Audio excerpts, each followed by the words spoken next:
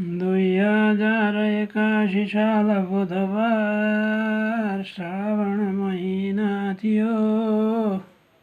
आग लागि स्वर्गको जहाज हुन गयो, 18 को ज्यान गयो।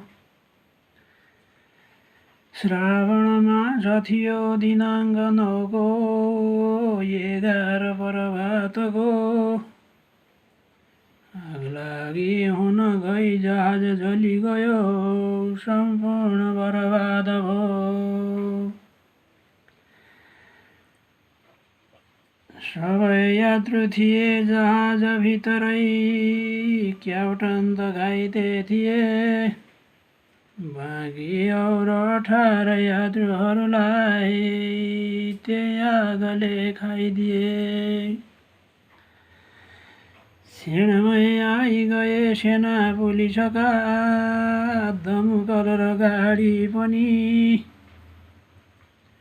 लागे कोसिस गर्न ताई ती सबै यात्रु बचाओ भनी।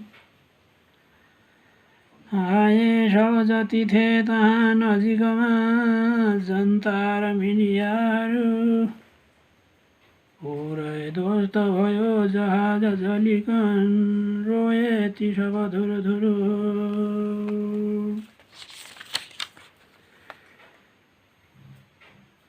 यति भन्छु म त सबै मृतकको आत्माले शान्ति पाओस्।